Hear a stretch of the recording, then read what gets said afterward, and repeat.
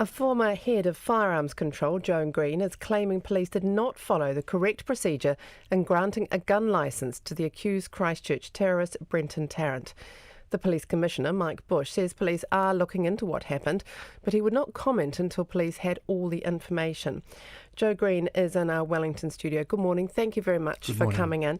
What did you understand went wrong in the vetting of Brenton Tarrant? What I was told had gone wrong was that the full licensing process hadn't been carried out in terms of the interviews that are required in order to determine if the applicant was in fact fit and proper to possess firearms.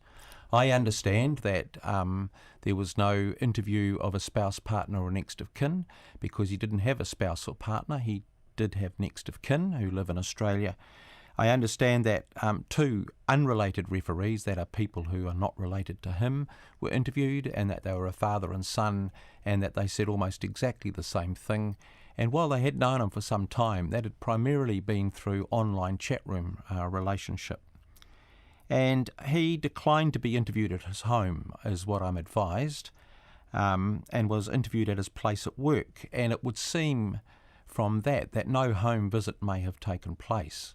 So that means police didn't get the chance to actually have a look at his living situation, see what sort of person he might have been, what his home was like, even if he had a home.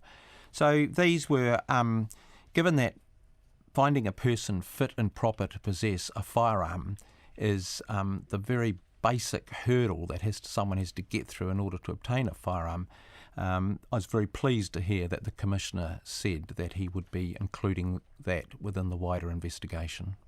And of course, this wasn't something that you were personally involved in, it's something you've just heard from others, is that right? Most definitely. I haven't been involved as a police officer in arms control for 6 or 7 years, and I've left police just over 3 years ago. But I have maintained an interest in the safe use of firearm.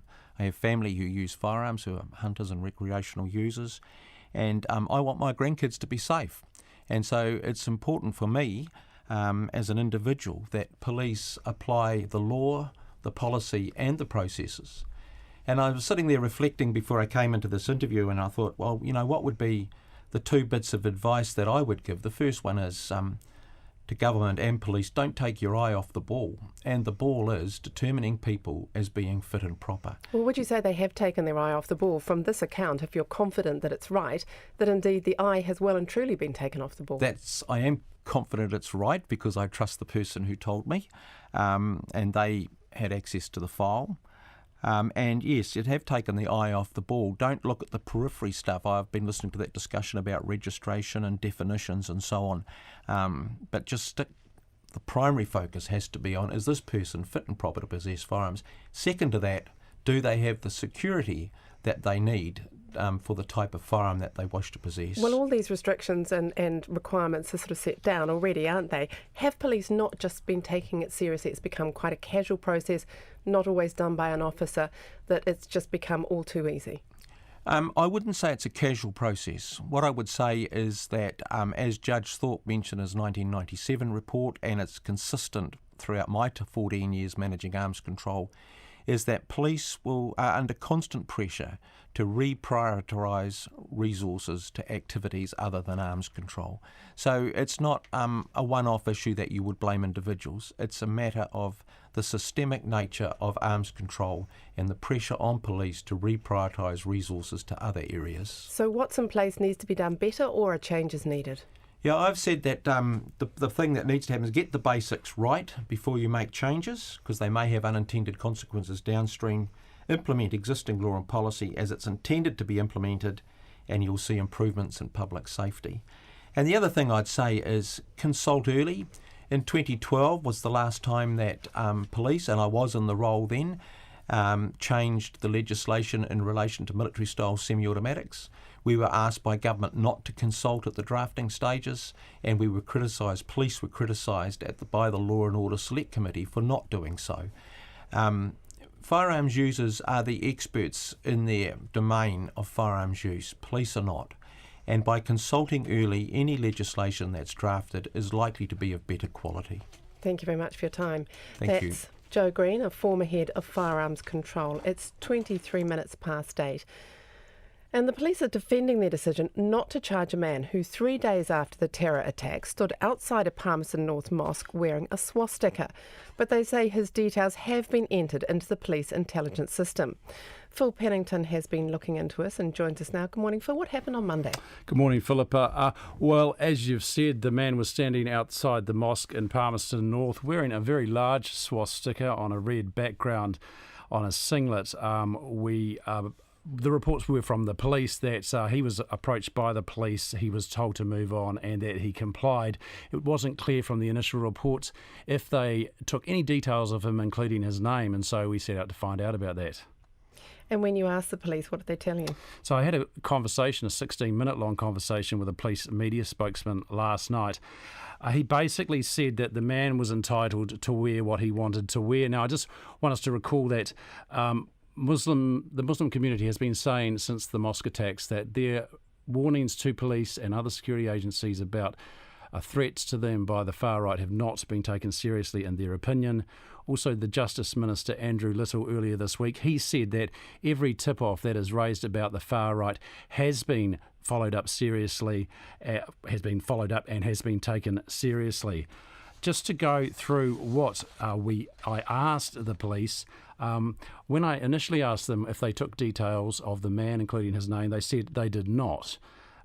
When I asked them if they asked the man what he was doing, I quote, the police spokesman said, "He was in a public area. We've got no right to ask him what he was doing.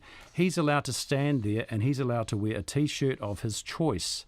It's just a case of us letting him know it's not appropriate."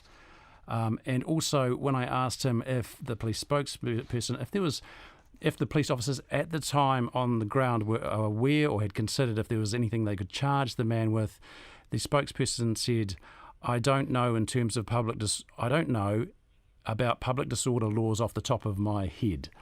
And then when I asked him finally whether they considered the police response was appropriate, he initially said he wouldn't answer that question. And after a few hours, though, you decided there were further questions you wanted to ask, so you went back and asked the police new questions and got different explanations. Yeah, not quite a few hours, all just within about an hour or so.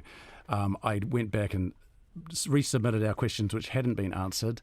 Police came back with a 2-line answer saying that was it and they wouldn't say anything more, which again reiterated that they'd asked the man to move on and he complied.